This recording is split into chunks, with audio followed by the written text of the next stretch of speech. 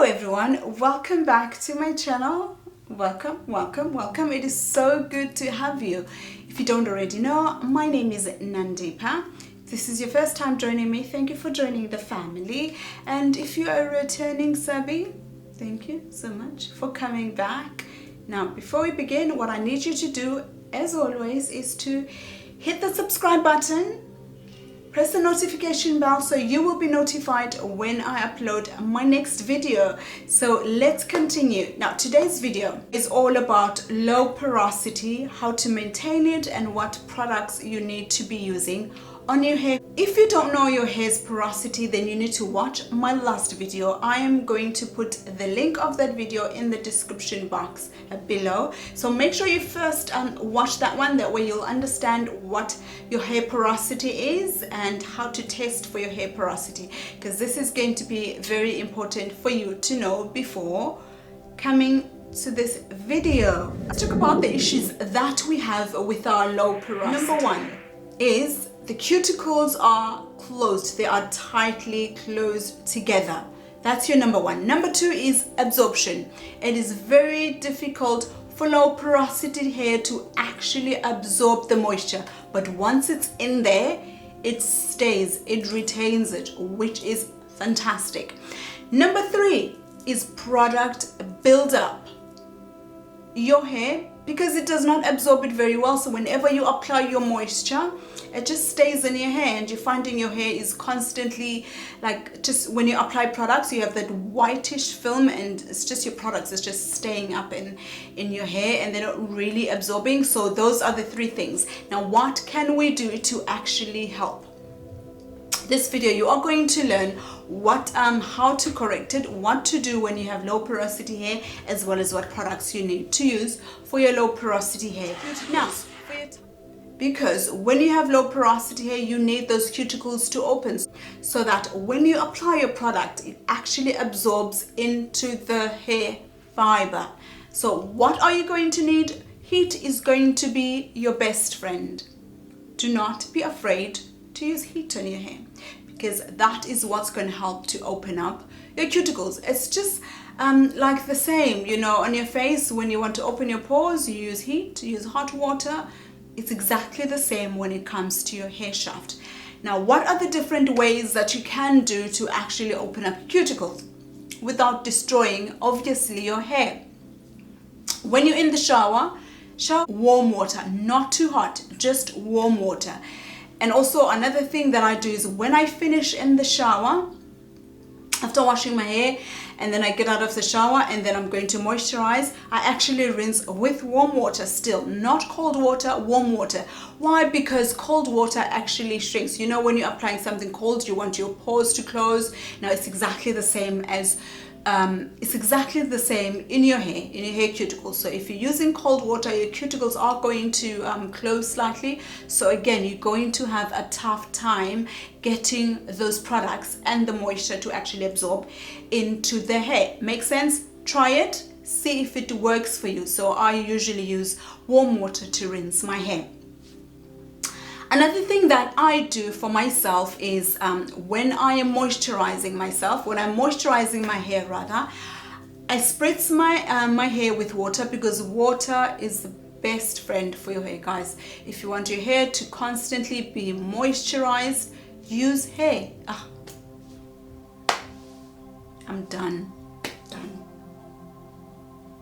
When you want your hair to be moisturized, use water, spritz water in your hair. So what I use is I use warm water for my hair, not cold water. I use warm water to spritz my hair up, and I play with my hair a little bit just to manipulate it a little bit so that, again, those cuticles can open. Second, absorption of your products. I do, again, is when I use my products, I make sure I use products with emollients, with humectant, products that are light for my hair. I never use thick products, because again, that's going to make the product build up in your hair. So things like honey are humectant, things like aloe vera gel, that's good. Humectants, what humectants do is actually they draw the moisture from the environment into your hair. So products with humectants are, number one, fantastic for your hair. Again, use light products, light textured products, so very nice, your milks. And also, before using my products, I usually warm them up just a little bit, just warm them up. I don't usually use the microwave because they can heat up quite quickly, so I will usually use hot water. I'll place whatever products I want to put on my hair. I'm going to use in warm water so that it warms up, and then I apply it to my hair. Another important thing is, when you apply your product, do not apply it on wet hair. Dry your hair. Make sure your hair is damp. That is very important. Low porosity hair, if you're applying your product on wet hair, then you can imagine that hair, that strand of hair is already heavy because of the water that's actually absorbed in there, because a low porosity hair does retain water. So you need your hair to be slightly damp. Do not apply it on dry hair. Apply it on damp hair, because that's really going to help with the product absorption. That is going to be great. Your hair is going to love you. Now, not all the oils are going to be good for low porosity hair, because then those oils will weigh them down. And because remember, an oil has a slightly larger molecular structure, so it can tend to weigh your hair down, and that is a no-no for low porosity hair. So the oils that I use, which have smaller molecular structure, I love using olive oil. Olive oil, we all know, is very good for hydrating the hair. I use jojoba oil or jojoba oil, whatever you want to pronounce it. I use grapeseed oil. Grapeseed oil is also fantastic and very light. I use sweet almond oil. I use sunflower oil. I use argan oil. Argan oil is a fantastic oil to moisturize as well as to seal. I actually seal my hair with argan oil, and I also seal my hair with jojoba oil as well. So I use those two as sealant. But also, I know what I told you. I said don't use anything that's rich. And I also use shea butter. I use shea butter to purely seal my hair, not to moisturize, but to just seal my hair, because once the moisture is in there, you want to keep it in there, so you have to seal your hair. So that's what I use shea butter for. Now those are the oils that you can use for your hair. Number 3, we spoke about, so number 3 will be buildup. So how do we help with product buildup? Wash your hair. It's simple. When you wash your hair, make sure you're also using some shampoo for your hair. I used to wash my hair like once a month, and sometimes when I'm lazy, I used to literally just once a month or once every 6 weeks. That's how often I used to wash my hair. And obviously I used to have a lot of product built up, and my hair used to feel hard, you know, like kind of like hard. And then obviously once I started learning more about the porosity of my hair, I now wash my hair every week. If I don't wash it that week, then I definitely every 2 weeks. So I never go longer than 2 weeks without washing my hair, because the product can easily build up when it comes to low porosity hair. So use shampoos, use sulfate free shampoos, but also deep cleansing shampoos or clarifying shampoos are best for low porosity hair, because you want to get rid of all the product buildup. And also what I do is I actually detoxify my scalp once a month, or sometimes even once every 2 months. You always have to feel, guys, I can tell you do it like this or do it like that. You have to try something, see what really works for your hair. So if you find you need to detoxify your scalp every month, do it every month. If you find you need to detoxify your scalp every 2 months, then do so. But detoxifying your hair and scalp is extremely important for low porosity. Now let's talk about protein treatments and low porosity hair. Do you use protein treatments? Do you not use protein treatments, and why? Low porosity hair already has a lot of protein in the hair. Now, that protein is called keratin. This is why it is difficult for low porosity hair to absorb the moisture, because it has too much protein. Now, I'm not saying don't do protein treatments.